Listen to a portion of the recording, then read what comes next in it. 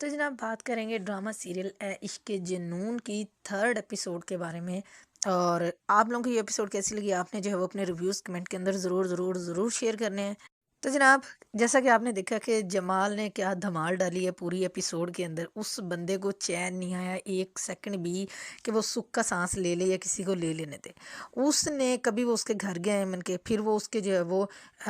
Hotel पहुंच गया, वहाँ पे जाके उसने उसको जो तमाशा बनाया है वो तमाशा लगाया है कि जिसका कोई हिसाब नहीं। मतलब एक लोकल बंदा, उसको इतनी तकलीफ है ना कि किसी तरह से अब जो है वो शाम से पहले जो है वो मतलब ये एम जो है वो मेरे घर पे आ जाए, इनके से मेरी शादी हो जाए, और जितना ये कमा रही है, जितना बड़े उसके शशके हैं जिस होटल के, तो ज़ाहिर बात है जहाँ के शशके अलग हैं और इतना बड़ा वो होटल है, तो वहाँ पे काम करने वालों की सैलरी भी अच्छी खासी सैलरी होगी। तो उसको इतनी हवस और इतना लालच है कि झूठ मूठ का जो है ड्रामा क्रिएट करने पहुंच गया अहमद के घर पे, और जाके जी उनके घर वालों से बोल रहे हैं कि जी मैं बैंकर हो गया हूँ, जी बैंक में मेरी जॉब लगी, कल तक जिसका जो है ना वो निशान तक भी नहीं था इतने टाइम से, और अभी अचानक से जो है वो उसकी जॉब लग गई है।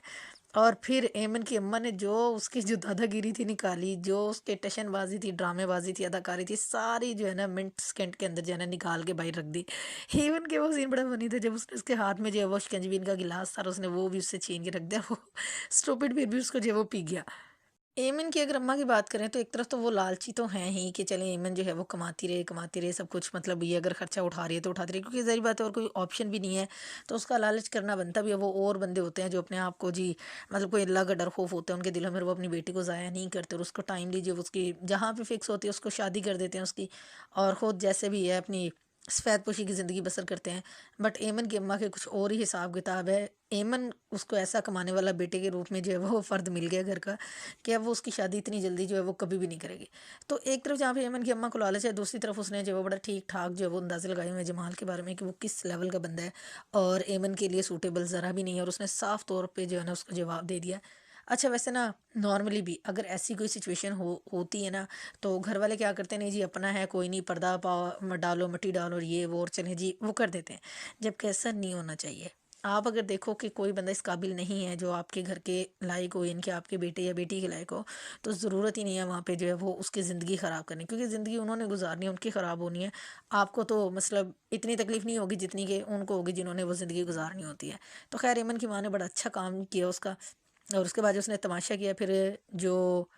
राहिम था, राहिम जो कि बहुत ज़्यादा पॉसेसिव है, इतना एक्टिव और एफिशिएंट है ना वो होटल को लेके, उसकी सिक्योरिटी को लेके, और इसीलिए उसका जो है वो इतनी कामयाबी और सारा उसको वो दिखाया हुआ है फुली स्ट्रिक्ट जो भी रूल हैं वहाँ के रेगुलेशंस है। उसने फिर वीडियोस देखी और उसमें फिर जो है वो उसने बुलाया एमन को, बुलाया और उसने उसको कहा कि ये सब कुछ क्या है। और अच्छा वहाँ पे ना थोड़ा अजीब सा एटीट्यूड था, पहले उसको कहा जी कि बैठ जाएं, और फिर जब उसने कहा कि जी आपको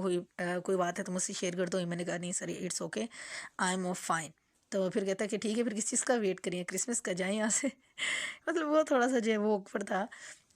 तो मतलब उसने जहाँ पे एक अच्छा गेस्चर शो किया, फ़ौरन साथ ही जो है वो उसने एज़ अ बॉसी गेस्चर भी जो है वो शो करवा दिया कि अगर मैंने तुमसे हमदर्दी के नाते पूछ लिया तो मतलब नो एटीट्यूड। ख़ैर वो सीन भी अच्छा हुआ। और फाइनली जो है वो राहिम की एंगेजमेंट होने जा रही है माहीन के साथ, और वो दोनों भी खुश हैं, उनके पेरेंट्स भी जो है वो इस बारे में डिस्कशन करके बड़े खुश हैं जी कि चलें ये चीज़ जो है अब रिश्तेदारी में बदल जाए, क्योंकि माहीन के बाद जो है वो ठीक ठाक किस्म की जो वो मोटी असामी है, मोटी मुर्गी है, तो उसको किसी तौर पे भी नहीं छोड़ा जा सकता।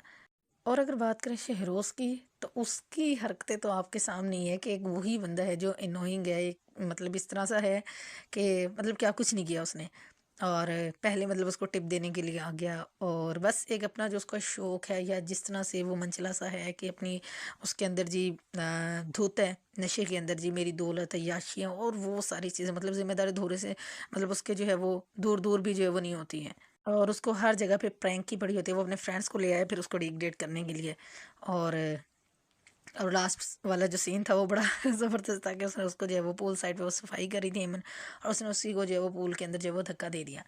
तो वो बड़ा सीन क्रिएट किया वहाँ पे कि राहिम जब आया तो राहिम ने देखा है